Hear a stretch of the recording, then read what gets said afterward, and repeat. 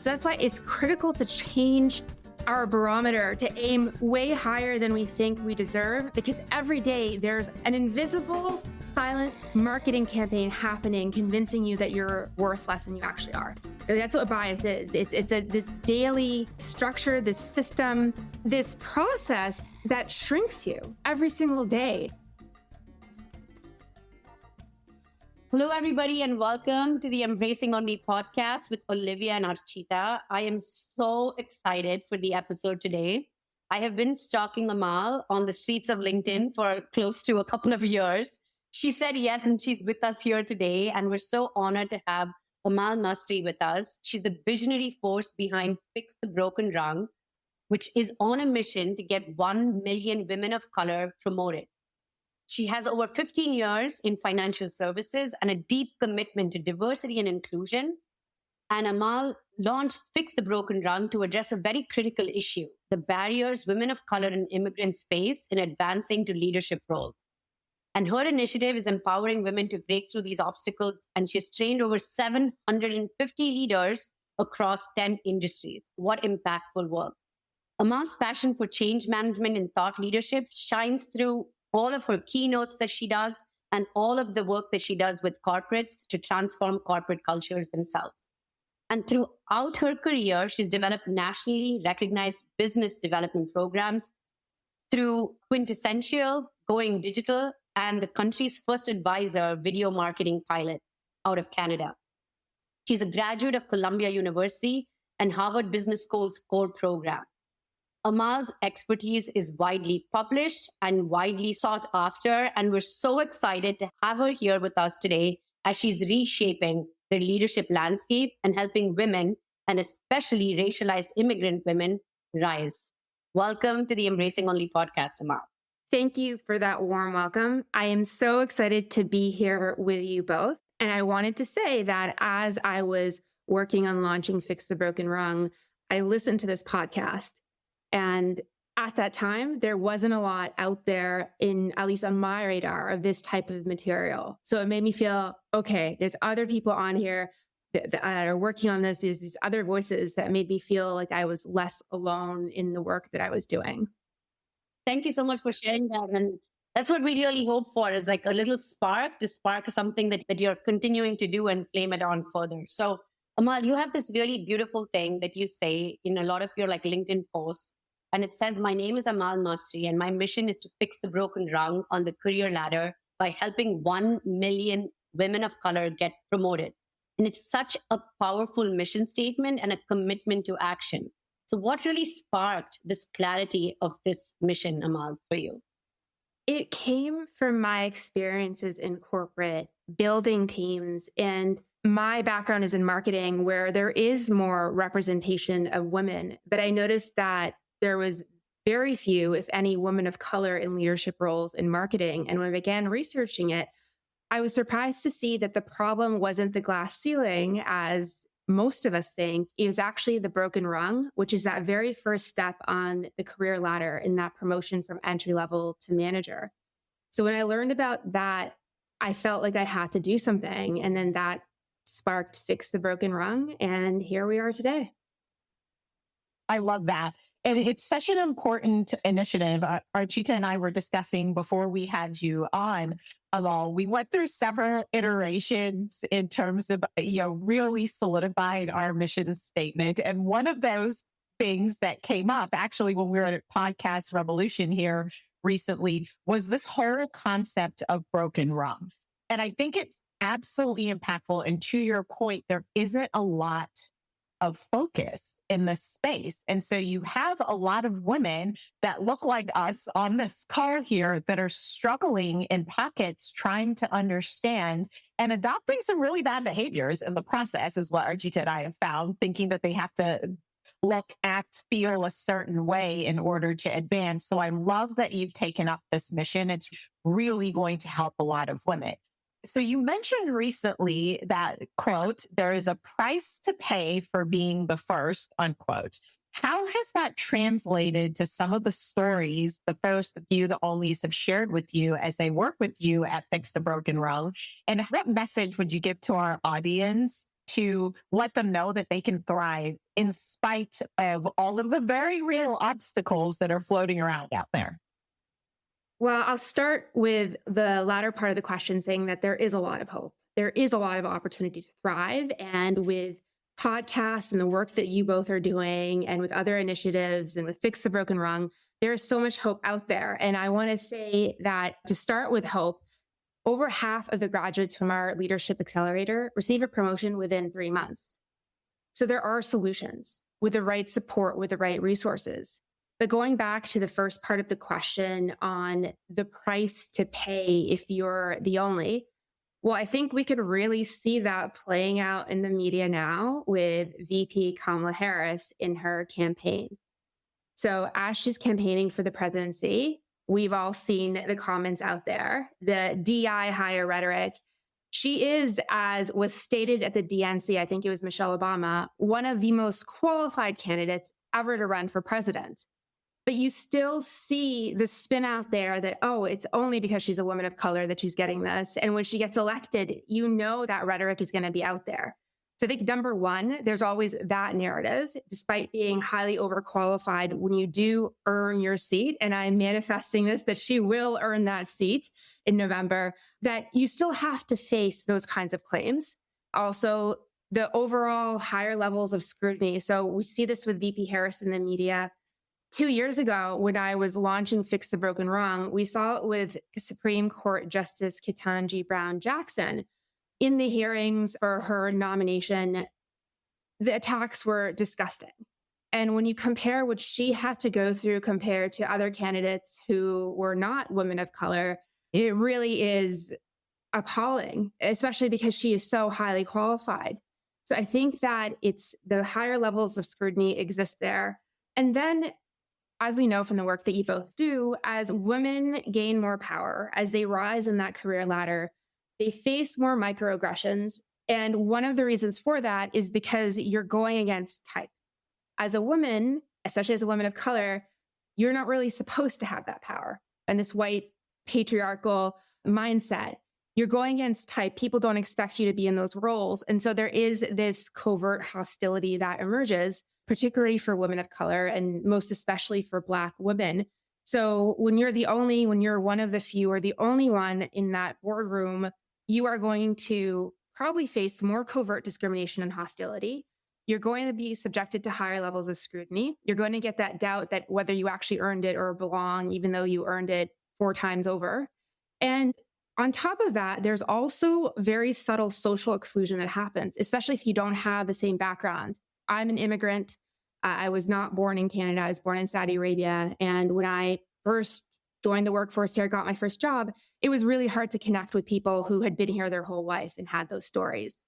And I was actually talking to someone today, my doctor, actually. I was there before the podcast, and she was telling me that her son and her daughter are in their early 20s.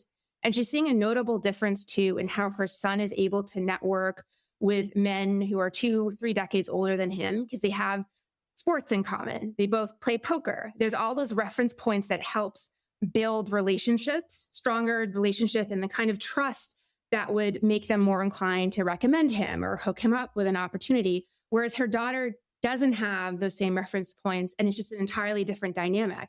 And when you look at the fact that most senior leadership today is male, is white, women of color are again at that extra disadvantage. So I think there's multiple barriers that exist and multiple reasons why this happens to form a very unique and complicated experience for people who are the only. And in terms of the work that we're doing, we are seeing women succeed. We are seeing them able to build fruitful relationships once they have the support and the training and the context. Also, there are just people out there who really want to help, who want to be allies, who want to bridge the gap, but they don't know how. So in our leadership trainings, when I train executives on how to be more inclusive to women of color and on intersectional and gender equity in general, a lot of times they have no idea. They have absolutely no idea that women of color are having an entirely different experience than white women. And once that light bulb goes off, they want to help. They want to build relationships with young women of color and mentor them. They want to sponsor them, but that awareness is critical. So there's a lot of hope, but there's also a lot of work to be done.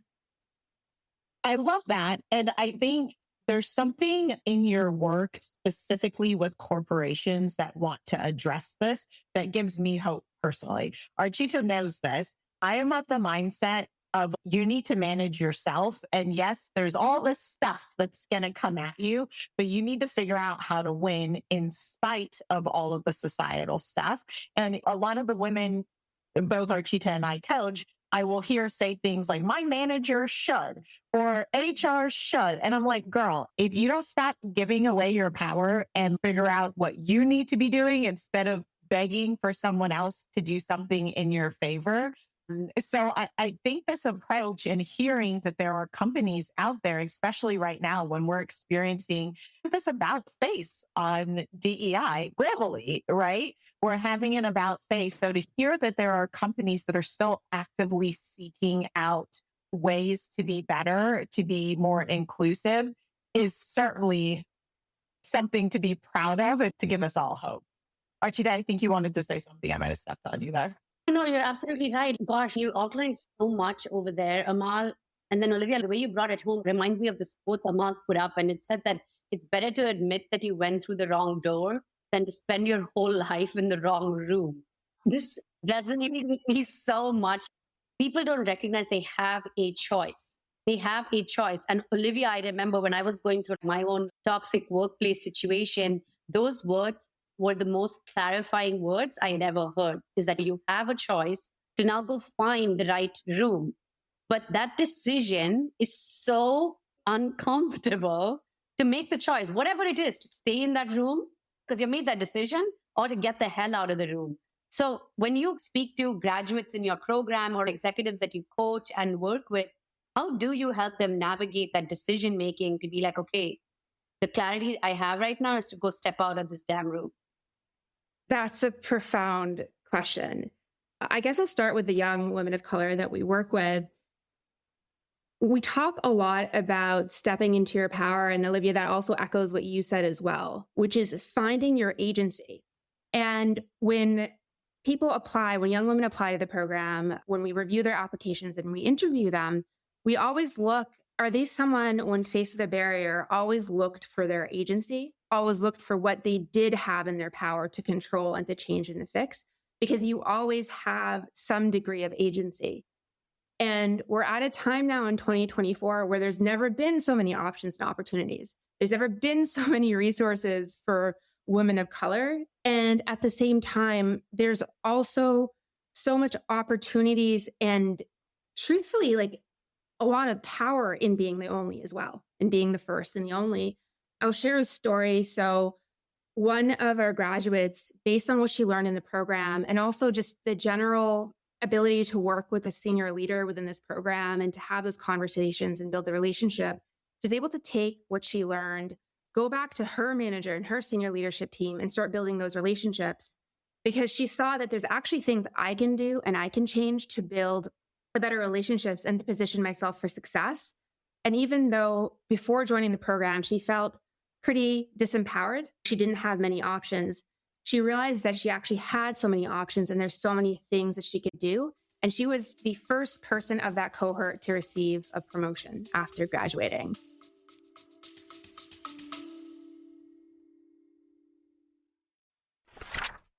Hi, everyone. My name is Olivia Cream. If you are a corporate girly and you are struggling, you're feeling stuck, maybe you're feeling underpaid, overqualified, you're struggling with your boss, or bigger yet, you're even trying to clearly articulate what it is that you want from your corporate career, I am the coach for you. So if you're ambitious and you've got goals to accomplish and you want to accomplish them quickly, check out my website, oliviacream.com. I would love to help you reach your goals. Hi, everybody. I'm Archita Fritz, your other host of the Embracing Only podcast. If you're ready to leave corporate, or you've changed a couple of corporate jobs and want to start a profitable side brilliance, you've made the decision, but you feel unsure of the next steps, here's how I can help you. I can guide you through a successful transition to entrepreneurship to help turn those ideas into profit. So reach out to me on LinkedIn or visit me on architafritz.com to accelerate your empowered transitions. Now, back to the episode.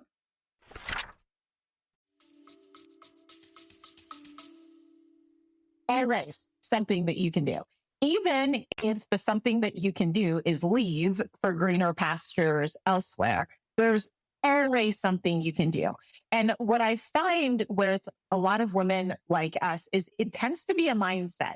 I'll give you a prime example. One particular person that we were speaking to felt disempowered, similar to your example here, Amal. And then I started to ask her questions like, well, do you go to the happy hours? Or when the guys are off golfing, do you go golfing with them? Even if you just drive the car and drink beer, which is what I do because I'm horrible at golf, but are you finding those moments to connect? Not with everyone, because again, as a self-diagnosed introvert over here, I'm certainly not making friends with everyone. But have you identified the people that are going to make the decision about your next promotion? And are you making friends with them? And it sounds terrible to say that. It sounds maybe a little bit manipulative, but I think when you're navigating this corporate space, you cannot accomplish anything by yourself. And it's so important to connect to these decision makers and make yourself known. So if you're like, no, thank you, I'm punching, I'm going in at 7, I'm leaving at 5, and I'm not talking to anyone after that, and I'm skipping all the happy hours, this is you, my love, right?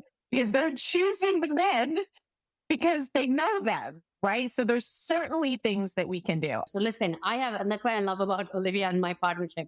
I have a completely different opinion about this because me, I'm like, F them all. Like, you go create your own goddamn happy hour and bring people who freaking give a shit about doing things that matter to you. Because I spent, I think, 15 years or 10 years of that in Michigan trying to do things that people enjoy doing. Never getting a chance to share parts of myself that I enjoy doing. And then I moved over to Europe, and then I had a middle-aged white man, senior leader, tell me, Archita, you need to be more vulnerable and show the parts of yourself that are Indian. I'm like, WTF? What does that even have to do with anything? What does that even mean? I've had to code switch to be this whole other person to get a seat at this damn table. There's something you shared, which was when you break barriers, there's breaking involved. You'll get cut, you'll bleed, but it's worth it. So I think, Olivia, if I were to take a piece and I say, yes, I'll nod to what you're saying, is be strategic about the cuts you choose to take. Recognize there will be cuts as you're breaking these barriers. Amal, what are your thoughts here? You're going to bleed, you're going to get hurt. And that's why it's really critical to calculate the ROI of that wall that you're going through. Is it going to get me to something I really want, that is really aligned to my purpose, that will enable me to live a better life? Is it going to help me grow my power and my influence so I can do what I want to do in my career and also help other people? Sometimes the answer is yes, and sometimes the answer is no. And it can be brave to leave a situation if you've assessed, I'm not going to win here, or the juice just really isn't worth the squeeze in doing it.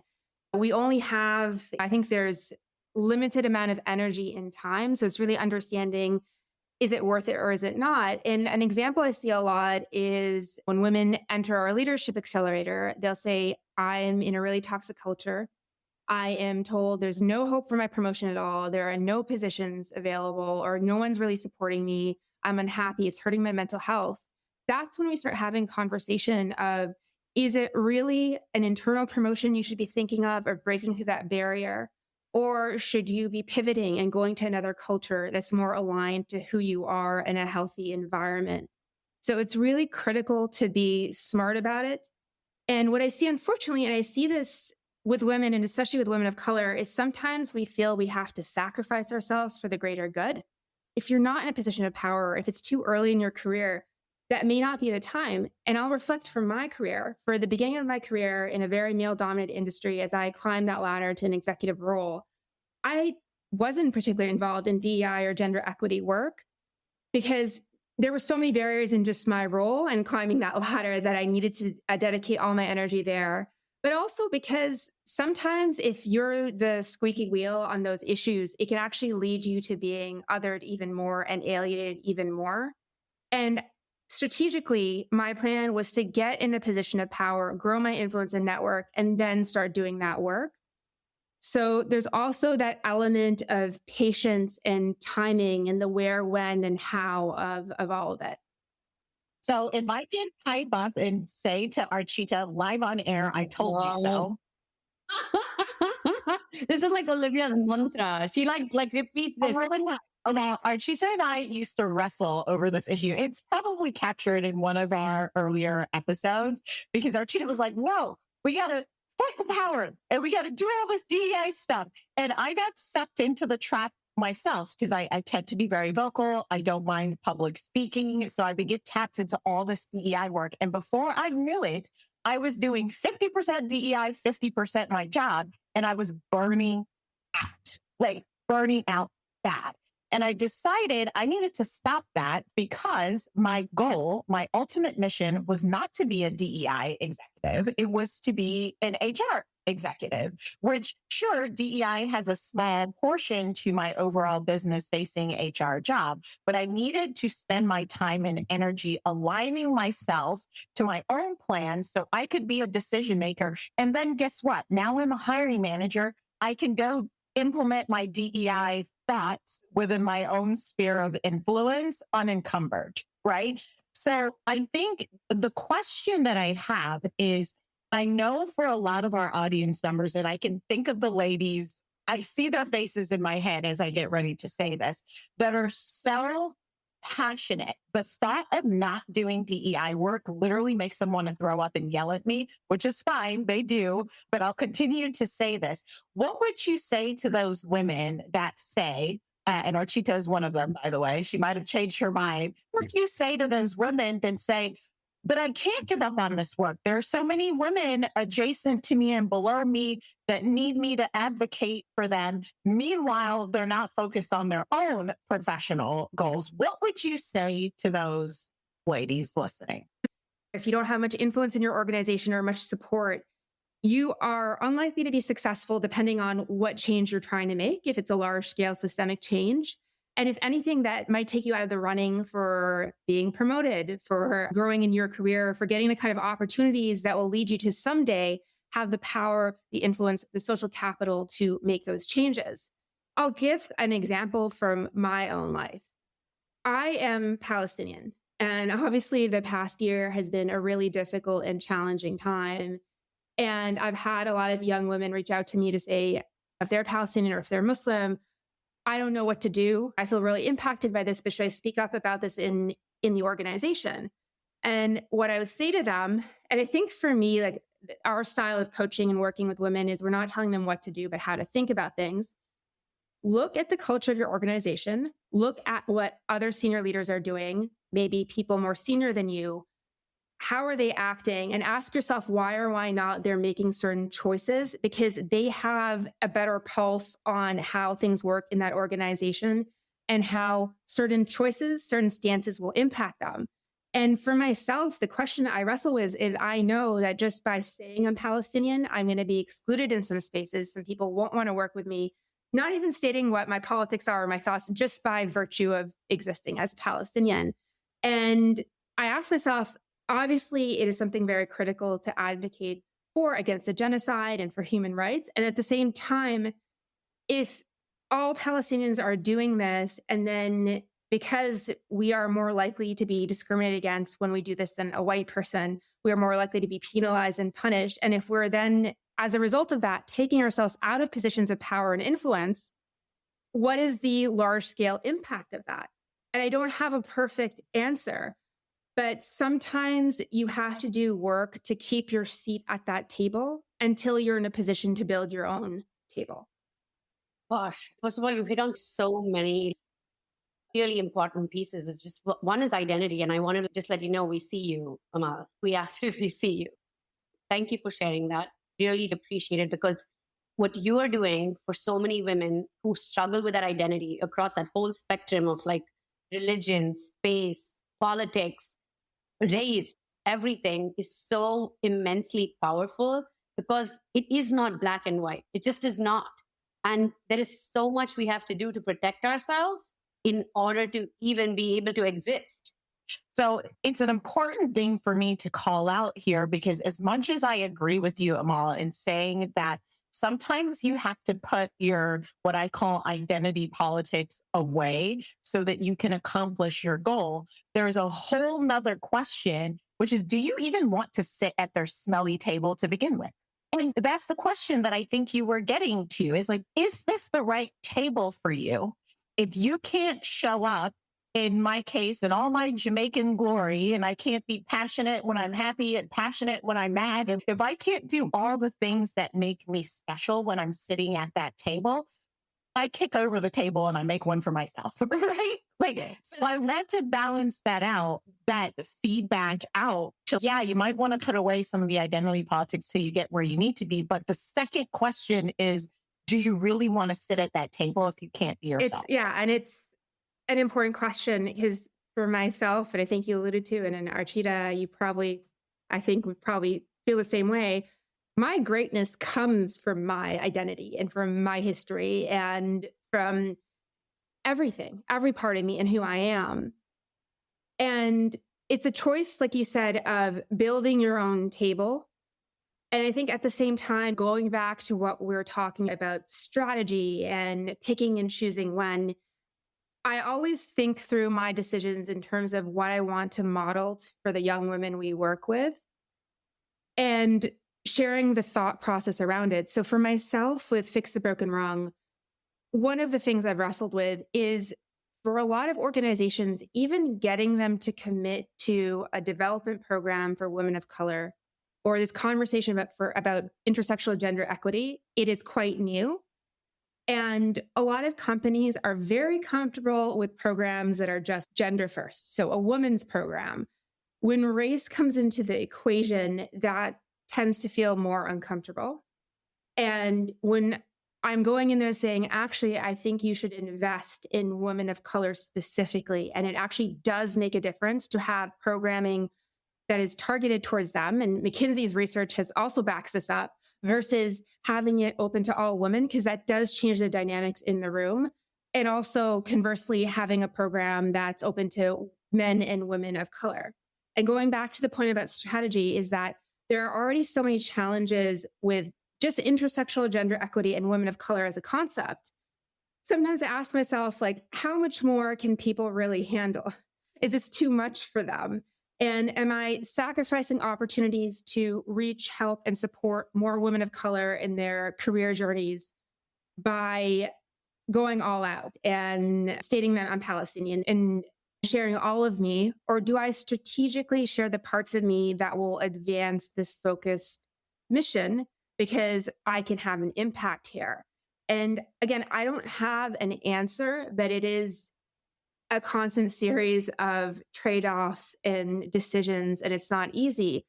And when I step back, this conversation we just had, my gosh, the emotional and intellectual labor we have to do to just exist in this world that people who don't face the same barriers have to do. And can we just imagine if you were in an organization where none of your employees had to do this calculus in their heads and they could just exist as they were and feel like they could be safe to do so? How much more productive would your organization be? How much more profitable would it be if people didn't have to do this extra work just to show up in their workplace? The nail on the head on, you said calculus. The calculus that they have to do, existing and showing up as a Black woman at work every day, existing and showing up as a Palestinian woman at work every day, existing and showing up as a Muslim woman, quite frankly, at work every day, right? A woman of color, all these intersections across the board. And here is where I was so passionate there, like a few minutes ago, was ready to do some jumping jacks here to be like, stop, I had something to say, was this is, I'll share my journey a little bit about like my engagement with DEI, right? Like being the only person of color in an entire manufacturing plant as an 18-year-old after leaving a country where everyone looked like me was like, I started as an 18-year-old in a corporate workspace, just being myself. And I realized so quickly through the first question someone asked me during my first welcome dinner, oh, Archita, you're Indian. And I said, yeah, I am. I'm so proud. I'm like, yeah, I'm Indian. And then second question he said was, I'm really curious. Why do Indians smell? Second bloody question in a room full of 25 people sitting around at a dinner table. And I looked at him as an 18-year-old and I'm just like, what? Okay, now I have got to sit and educate on something I'm not equipped to, I don't even know. And so here I went with my engineering hat on and I'm like, Dan, I will say his name out. Do you mean, the spices we cook and it sticks on, the spices stay with us and that's different? Or do you mean body odor? Like I literally had to ask him all these questions and it felt so weird, like asking him these questions as this like young 18-year-old. And I'm so thankful for my manager at that time, rescued me. And he said, Dan, that was not an appropriate question. You can do your own research. Can we get back to dinner? It was that moment that made me recognize that if I don't start framing the narrative of who I am and who my people are, then they're going to walk around with these absolutely ridiculous perspectives of who, and when I say who, we are all people of color. Like literally, that was the brunt I was scanning. And I knew nothing outside of like my little microcosm of growing up in a very privileged little town in Bangalore. And so but I'll tell you this, like I evolved through that. And then sometime in my mid-career, I had to advocate for myself to ask my manager to put, and I've shared this with the community here before, is ask to put my DEI work in my objective. And this is what I would encourage you to do. So if you are mid-early career and you're really passionate about this work, have the conversation with your manager, because there's no free lunch for anybody. And then the second to last part, you mentioned something, Amal, about getting to that table and this intersectional work. Like I got to the table, I was the vice president of the largest ERG at this many billion-dollar company. And I was told, Archita, you're really complicating it. Can we just focus on women? It doesn't have to be about intersectional problems there. And that's what I was just like, I got the seat at the table. I can actually advocate for this. I got more accomplished when I was not at this damn table. So that's when I left the table and I left the space and I moved out. And now, and this is the kind of like really big kind of journey. This morning, I'm on a board and they were asking about, who could help lead the diversity ESG committee, blah, blah, blah. All men were like, it should be Archita. It should be Archita. It should be Archita. Literally all of them. And so I was like, yes, it will be me because I'll get the damn job done. But I'm going to recruit these 3 white men into this committee to help do the work, because the onus cannot just lie on us who are the underrepresented in the workforce to do the work and the lifting. So I share that to share that you can be across that entire spectrum.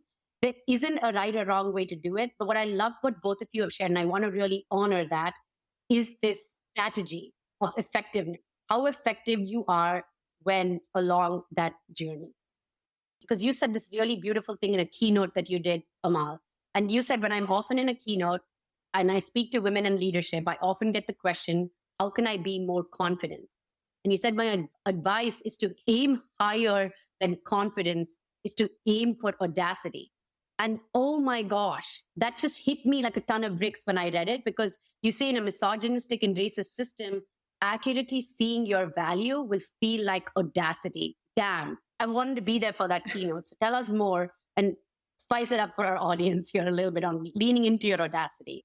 Oh, I'll spice it up. I'll pour on some hot sauce. I'll pull out some ghost pepper. Damn, you have to aim for audacity, because if you're constantly getting the programming and messaging every single day in a racist and sexist society that you are less than, if you are getting scrutinized more than your peers, if you are being held to a higher standard, if your qualifications are being questioned more, internally, it's very hard to not take that in. It is very hard to not internalize that and turn that against yourself. So that's why it's critical to change our barometer, to aim way higher than we think we deserve, because every day there's an invisible, silent marketing campaign happening, convincing you that you're worth less than you actually are. That's what bias is. It's this daily structure, this system, this process that shrinks you every single day. So sometimes, even if we don't feel it internally, we just have to conceptually in our heads understand that my value is multiples probably of what I'm seeing it, especially younger women who are still working on developing that confidence. And I have to tell you, through working in this program, women of color, and especially immigrant women, have higher degrees of education than women overall. They are consistently overqualified and have all the qualifications. So we're working with a very valuable employee demographic who has so much to offer. And that's why it's critical to lean in that audacity and to ask for what you deserve, because a lot of times no one else is going to advocate for you, especially in the beginning when you have less relationships. And another thing I'll add is I get a lot of young men reaching out to me for mentorship, for connection. When I was a full time executive, I had a lot of young men setting up coffee chats. And I noticed a distinct difference between young men and young women and how they do this. Number one, young men did it a lot more frequently and were more likely to do it and didn't hesitate to do it. I also noticed that I don't want to say entitled the right word because many of them were wonderful young people, but they felt more comfortable getting the help and receiving it. Whereas with the young women, it's difficult to articulate, but you kind of get this sense of feeling like they didn't quite deserve that investment or that help in their energy and their manner of being overly grateful. And I always, whenever I talk to young women, would say to them, I am so happy you reached out. You deserve to be mentored and coached and sponsored. I am more than happy to invest this time in you.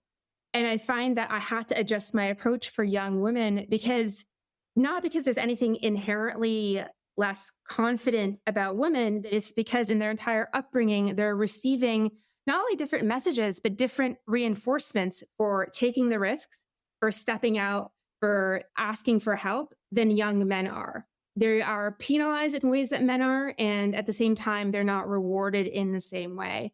So it's really critical to just change that feedback loop and just be audacious.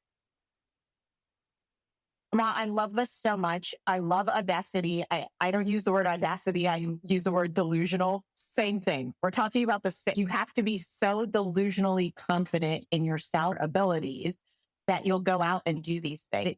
As we're coming to a close here, I also want to say this is why coaches are important, people. So if you're sitting out there and you were struggling in your career and you have never invested in yourself by getting a coach, get a coach, because so often, especially for young women, there are all sorts of trigger points along your journey that your coach can help you identify. This is the trigger point that you're sitting in. Let us help you unpack all of the societal programming. And that's what it is. It's social engineering. Let's unpack all of that so that we get you in the better mindset to go after what you want. Okay? And just as a quick little recap, I think the one thing, if you take away anything from Amal's message, is get a strategy, people. Get a strategy, because if you don't know where you're going and you don't know what you want, you will be pushed and pulled and used as a pawn in someone else's strategy if you don't do the work and create your own. And if you don't have any idea what I mean by creating a career strategy, please, for the love, reach out to Amal, get some help, get some coaching, be one of her students that have graduated and gotten promotions. This is doable. There's a village of us out here willing to help, but the first step has to come from you. So the first step to shrinking that or beating that broken rung has to start with you, ladies. The rest of us are out here waiting and willing to help. With that, you're doing so many things, fixing the broken rung. You're also doing keynote speeches. If anyone would like to get a hold of you, what's the best way for them to do that? LinkedIn is a great way to get a hold of me. And also our website, www.fixthebrokenrung.com. There's a form there. So reach out, connect. And again, a DM on LinkedIn is usually pretty effective and pretty active on there. Before we wrap, one thing I wanted to add to the conversation we've been having and going back to framing the narrative, that was such a great point. And I think something I will say to the young women we work with is you need to hold the pen on your own narrative. And even like you said, Olivia, to be the strategist, because if you don't write your own narrative, I promise you someone else is going to write it for you. And it is not going to be in your favor. It is not going to work for you. And one of the key pieces of our accelerator is each woman in the program will write out her leadership identity and her leadership story. So she internally understands what that is and how it connects to her values and career vision, but also so she could start using that in her introductions and repeating it and creating this narrative for herself Because over and over, I've seen women be branded as tactical rather than strategic, called executional, given labels that do not position them for the next step, for a more senior level strategic role. So it's critical for us to hold that pen, put words in people's mouths, and tell them who we are so we can position ourselves for success. Something else I will add too, though, in our conversation, and we've been having such an important conversation on agency and taking the first step, I also want to be careful about not feeding into the gaslighting that happens a lot of times in women's leadership coaching, where we give women emotional solutions to structural problems. Meaning, when we look at lean in feminism, be more confident, if you're in a system that discriminates against you, being more confident isn't going to help you, and self-improvement is not the solution. But what we do in our work is we help our graduates understand organizational culture. We give them a GPS for organizational politics, for understanding that system, understanding the barriers they might face, and then the tools and processes and mindset to overcome, navigate through, around, over those barriers. And most importantly, how to enlist the allies that are going to be able to help them get over those barriers. So it's just so important to remember that we are not giving women emotional solutions to structural problems. We are giving them structural solutions to structural problems. And lastly, piggybacking on the point of coaching, it's so critical to find a coach. And I say it's also really critical to find a coach that understands intersectional gender equity and the specific barriers you might face. And it doesn't mean they have to be of the same background. They just need to have that awareness. Oh gosh.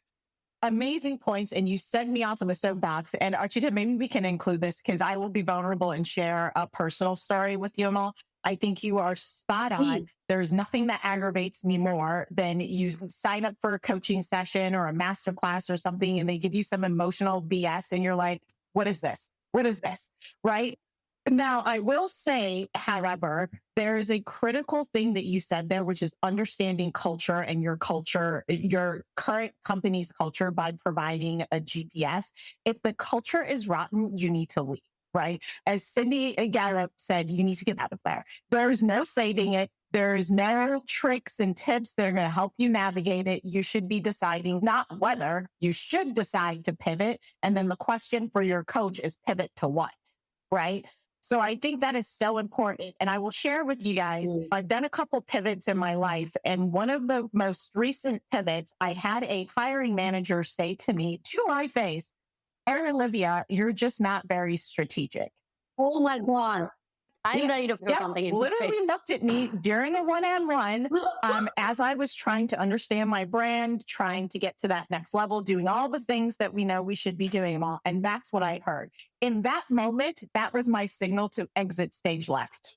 Because the dog whistle was already happening. And I'm like, okay, this is where we are. No problem. I will remove myself. 100%. I love that you said that. And if you are in an organization where you've gotten branded and you can't rewrite the narrative, get the fuck out and do it fast and do it before it impacts your mental health. Because if you don't get out of that burning building, what will happen is the way it impacts your self-esteem is going to affect you for years to come.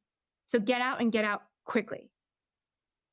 Yes, ladies, hear that. I think I'm going to see if I can loop this 10 times over. Get out and get out quickly, because it was the Stockholm syndrome of, oh, I've survived this. I'm stronger because I survived this. I can make it. Girlfriend, you will be embers, ash, forgotten when you're ready to leave. And please, you will recognize the embers and ash. No one else will, because they didn't tell you to get to this state. 100%. And again, choose the barriers you're going to break and understand how much they will cut you and if that cut is worth it. Because there's so many situations where it is not. Hear, hear. Gosh, there's so much value, so many gems. Folks, listen to this on repeat and then go make notes and then bring Amal to your organization so that they can hear her firsthand. She's out there doing keynote speeches. Hire her, bring your team into the Fix the Broken Rung program. Amal, thank you so very much for coming and joining us here on the Embracing Only podcast. I'm so glad we finally made this happen. Thank you. I have loved this conversation, and I'm so grateful to the both of you and for the incredible work that you're doing. And I feel very blessed to be in community with you. As always, that's the end for us here on Embracing Only for this episode. Take care of yourselves and take care of each other. Until next time.